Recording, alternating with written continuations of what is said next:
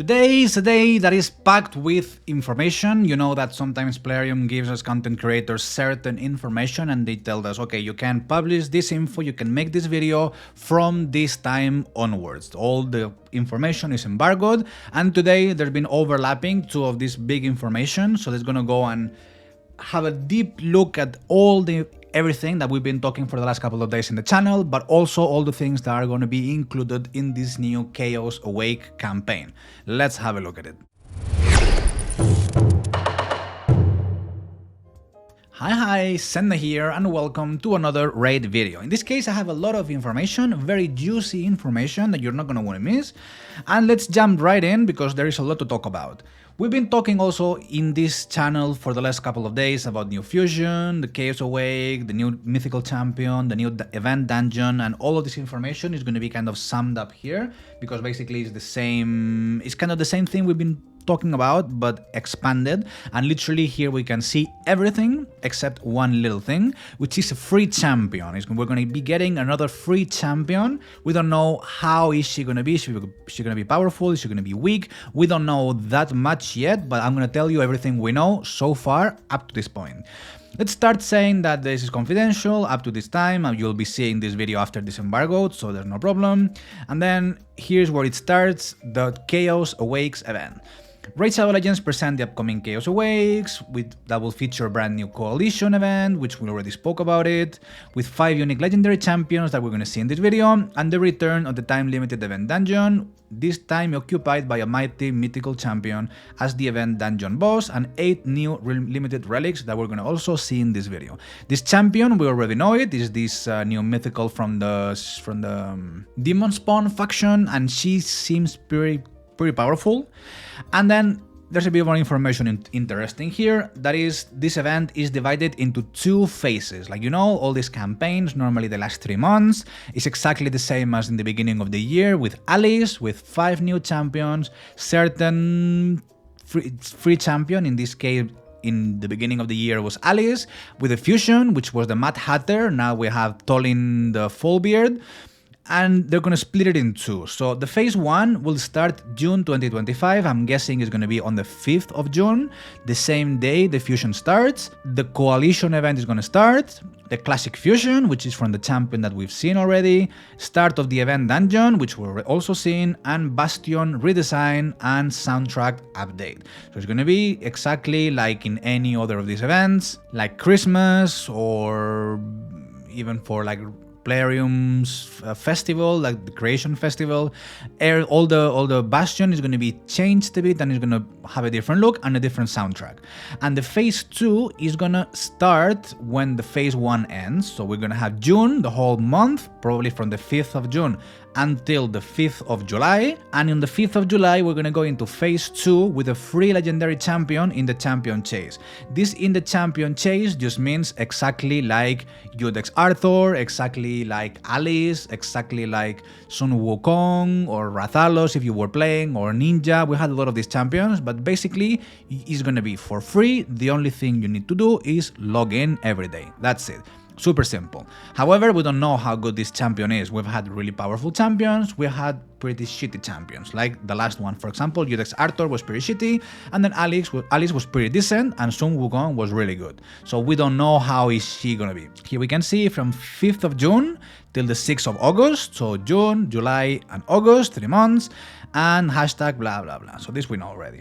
Here we have the visual assets, so we can see the mythical champion. This one at the bottom left here, we saw her in the previous video. She was also featured in one of Raid's video when they were introducing this new campaign, telling us that the Shadow King kingdom is being invaded by the Demon Spawn. That Demon Spawn were commanded by this kurosa-the-covetous, which is the mythical champion, and she was in charge of the kind of her an arbiter to prepare all the good champions, the champions of the light, to be sent to battle to protect the kingdom of Yakai, which is the kingdom of the Shadow King, and kind of push the Demon Spawn away.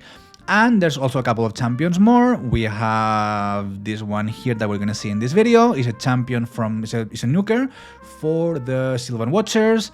And then we have this kind of dragon with wings, very Balrog looking, which is also gonna be from the Demon Spawn, which is gonna be kind of one of the bad guys. Here we have the look at the new Bastion. We can see like this corruption over here. It's been kind of contaminated by the corruption. I guess we'll see this in the game next week. The Coalition event, we also had a look at this in the last video. The rewards is being confirmed by Plarium that is going to be pretty much like any other event. There's going to be chickens, there's going to be brews, there's going to be gems, there's going to be silver, there's going to be talismans for the kind of improving the gear, like the classic usual suspects, some books, some shards, the typical stuff that they give us in any other event. We already spoke about all of this, the repeatable quests, the personal quests and all that jazz in the previous video. The quests and leaderboard we also commented in the previous video. Here you have the timeline, when the event starts, what the reward period, and then when the event ends, which is the Coalition event, so the whole month of June. And this is the infographic with the 5 champions that are coming. Lemnisci, the Gold Wing, is going to be the free one. You can see here loyalty program. This loyalty program is just basically log in and she'll be for free. Sylvan Watchers, but we don't know, we have no idea what she does yet. There will be a coming video with some guides and so on talking about this champion. Then we have Tolin Fallbeard, which is going to be the fusion, and he's also going to be able to come from shards. I mean, we're going to be able to, if we don't go for the fusion or we don't have resources, he's going to be added to the pool of champions, so we might be able to pull him. He is one of the first ones, one of the first new ones, which is Gracchus Turndrake.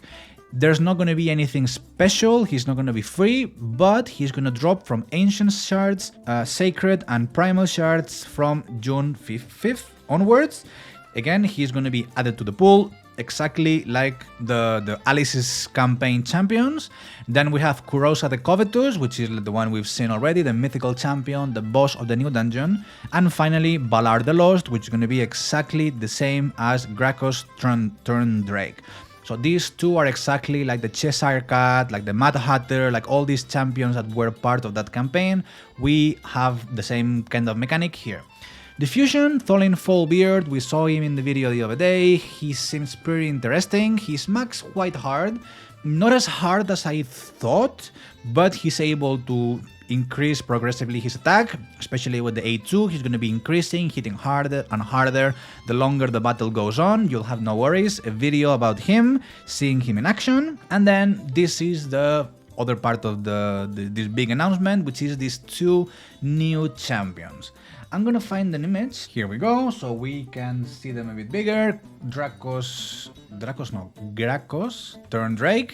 He's gonna be HP type champion. He's gonna be HP nuker, HP damage dealer. To be honest, I'm not too impressed. Like, he's not that powerful. He's a bit like an extra champion to the pool. He's not bad, but also he's not gonna be as mind-blowing as other champions. On his A1, attacks one enemy, will ignore 25% of the target's defense. We know that normally HP-based nukers don't hit too hard unless they have some crazy synergy to improve and to get the amount of damage increased. Ignoring a 25% is not bad, but it's not going to be mind-blowing. And also heals all allies with less than half the life, so with less than 50% by 10% of this champion's max HP, sorry. So a little hit and a heal, 2 for 1.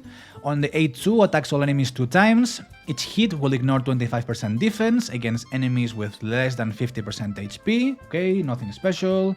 And will place a decreased defense. And the second hit has a 75% chance of placing a block debuff on all enemies for 2 turns. So very similar to Uko, for example. Sorry, Ugo, the epic champion. She's also able to apply these 2. There was another champion also released recently, able to do both things in one. Decreased defense and block buffs. One of the latest champions that came to the game is also able to do 2 in 1, and each hit will ignore 25% resistance against targets with less than 50% HP. So it seems mainly aimed to kill a champion that already is below 50% HP, or to be used in long battles where the enemy champions are under 50% HP for quite a long time. So I can see this in two scenarios. One could be Arena or Waves, and the second one would be Hydra. Basically because ignore defense will be good hit, heals in Hydra they always come in handy, decrease defense and block buffs, they're two debuffs that are quite useful in that dungeon, and that is quite feasible to have the Hydra heads below 50%, so we're able to apply this very easily. So I see this champion a bit on that niche of PvE. PvP I don't think he brings enough, but it's gonna be around that niche. On the A3, places 60% increased defense on all allies for 2 turns, and a block damage on all allies for 1 turn. This is good, but I'm not too convinced about it, because again, we just saw that A1 and A2 could be useful in Hydra, but placing a block damage in Hydra where the Hydra can steal it is not the best idea.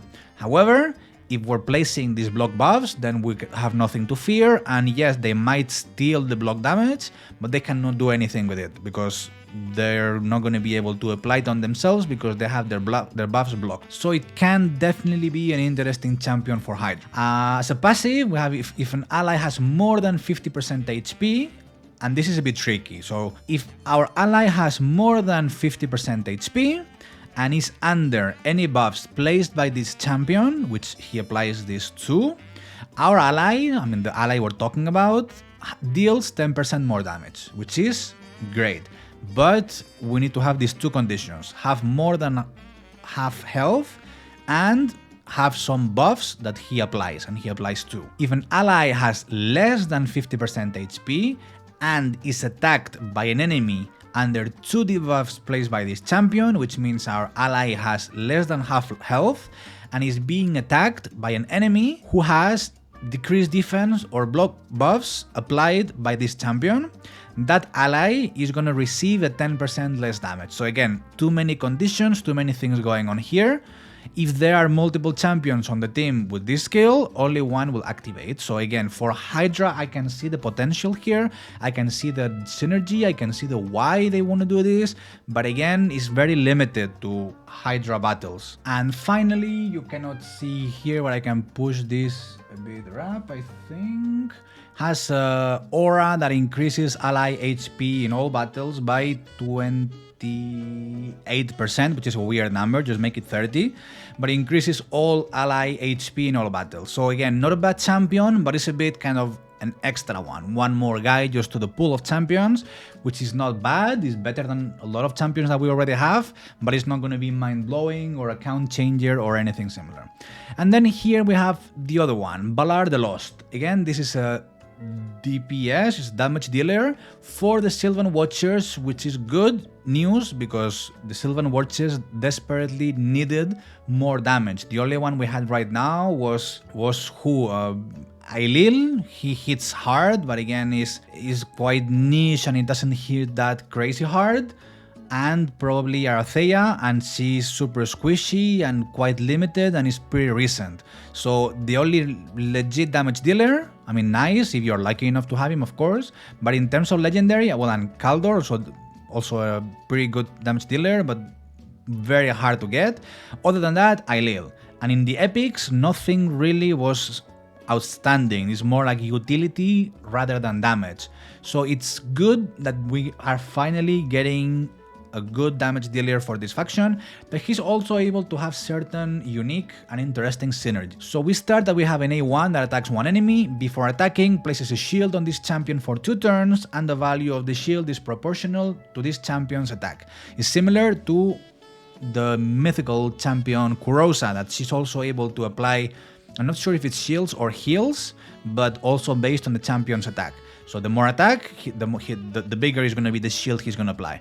And also something weird, something interesting, and is 50% chance of placing poison sensitivity debuff for 2 turns. So it's similar to what Lydia does. Lydia is also able to apply this on A1. So for now, interesting. We can see some hints here since he's placing poison. On the A2, attacks one enemy, has 75% chance of placing leech on all enemies, so we attack one and we kind of spread leech to all of the enemies and instantly activates all poison debuffs on all enemies, which means this is not going to be the first skill we want to use. We want to be able to put the poisons first. So interesting, poison activation, leech, which is useful also pretty much across the board, and attacks one enemy. We don't know how hard that hits. And finally on A3, and well, finally not because there's still a passive, here attacks one enemy. Before attacking, places a 50% increased accuracy in all allies for 2 turns, which is great because means he needs less accuracy to place the poison sensitivity on the A1 and the leech on the A2. Also has a 75% chance of placing a 50% decreased resistance enemy debuff on all enemies for 2 turns, which means like we first increase our accuracy, then we apply decreased resistance. So we need pretty little accuracy, and it's going to make our teams much less accuracy demanding. And finally places 3 5% poisons on the initial target for 2 turns. So we do buffs to all allies, debuffs to all enemies, and poisons to one enemy, 3 of them. And if this attack is critical, which we will want to, instead of 3 poisons to one enemy, is 3 poisons to all the enemies. And this is where things get interesting, because then on the A2 he's going to be able to activate all these poisons, which is great. So pretty cool skill, definitely a lot of use in Golem, in Dragon, and Waves. Arena, maybe with that relic that gives us a lot of extra damage based on the amount of poisons, and also not mastery. There's a blessing that also increases the damage of the poison, so I can see some uses there.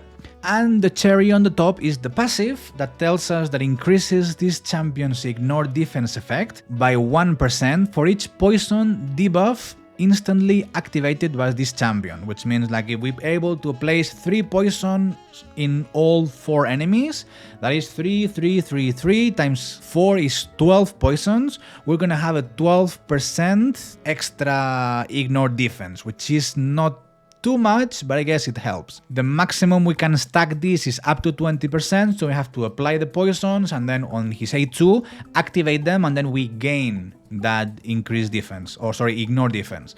And the second part fills this champion's turn meter by 5% whenever a poison is placed on an enemy, so we'll be able to apply a lot of poisons. Let's say 3 poisons on each enemy, so 15, 15, 15, 15, 4 enemies is a total of 60% extra turn meter.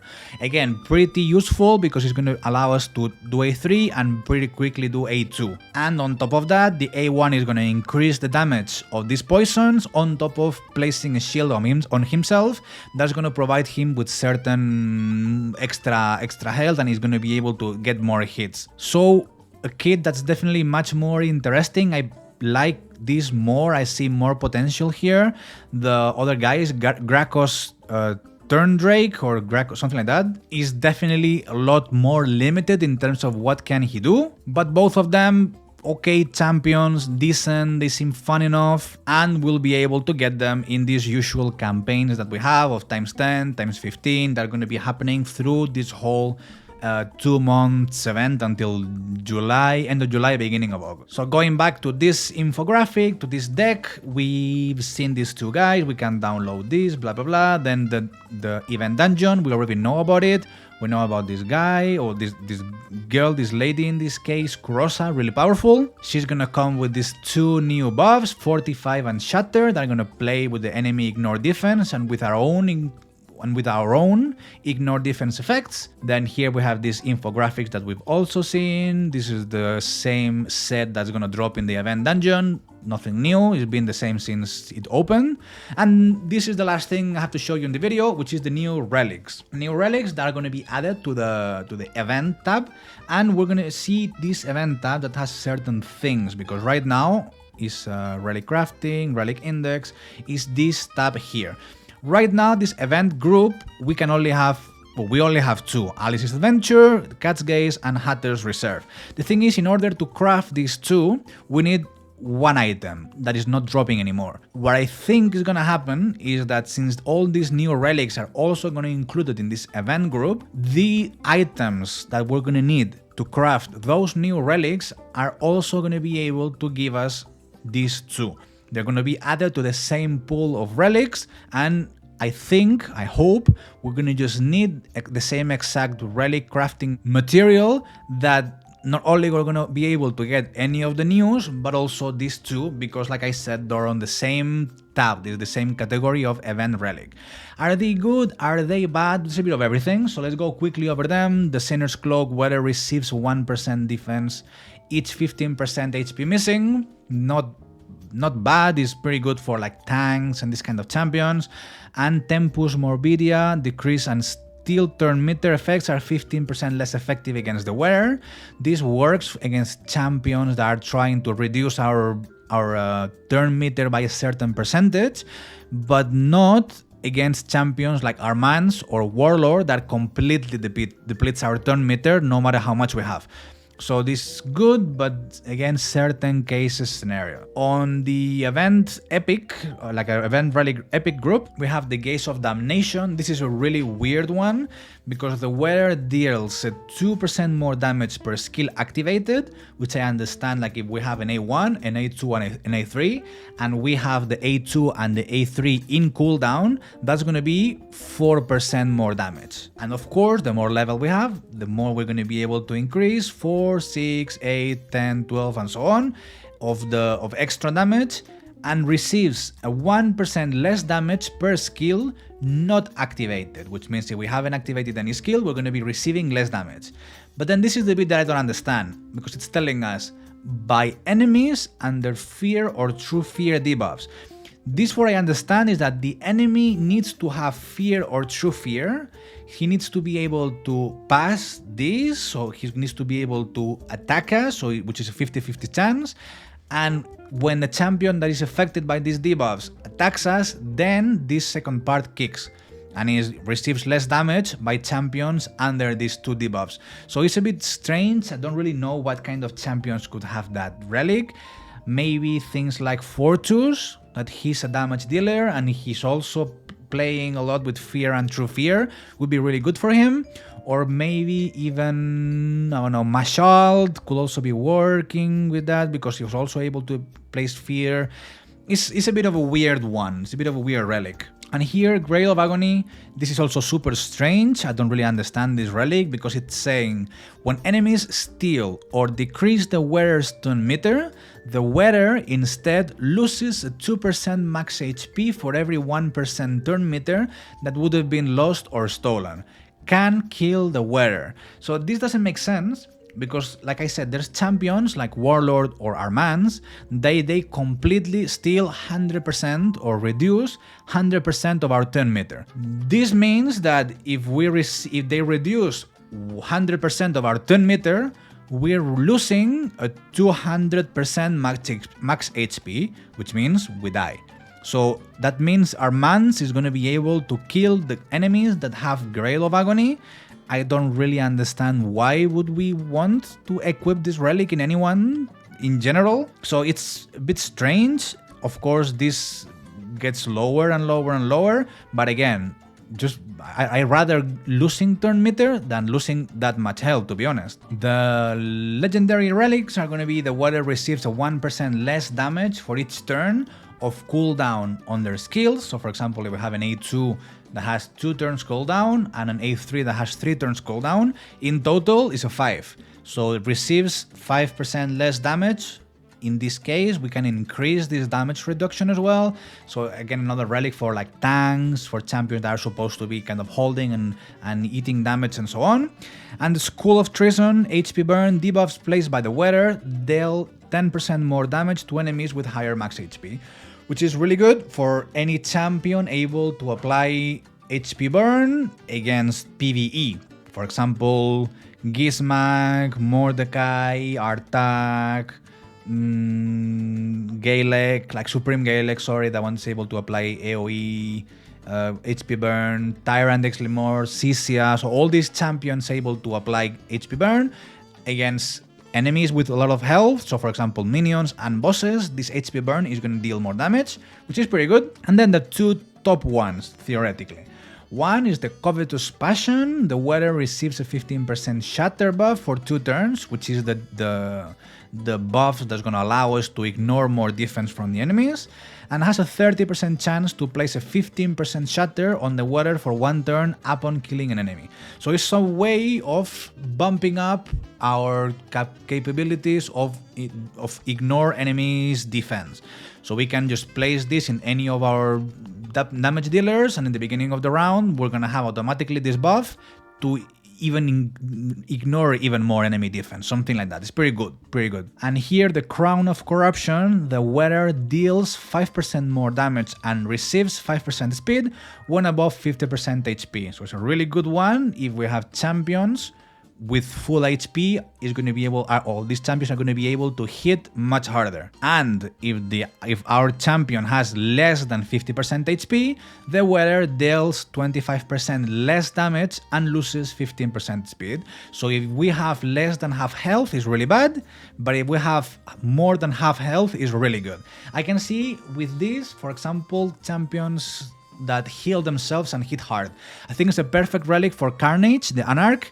I think it's perfect because he's able to heal, and as soon as we have more than half health, he's going to smack really crazy. I mean, he does already, but he's going to be able to do it even more. And finally, because I'm running out of saliva and I'm getting tired of talking, this is the last thing coming in this kind of massive event, which is avatar frames. And if we manage to get all the champions from this, so we get the fusion, if we get the free one, if we get the mythical, and if we get these other 2 guys, we're gonna get this badge basically to kind of show off and say, look, I got all these champions from this campaign. And I think that's it. I mean, these are the 5 champions. If we get all these 5 champions, we get that little badge. So that's all from my side. It's a lot of information. So I know it's a lot of information. It's not the last video of the day. You're gonna have another video because there's also champion rebalances coming into the game. Don't go too far. If you managed to get to this point of the video, please drop a comment. Just say I made it to here. I listened to everything. I appreciate it a lot. Thanks a lot for watching the video, and we'll see you in a bit with another video. Bye bye.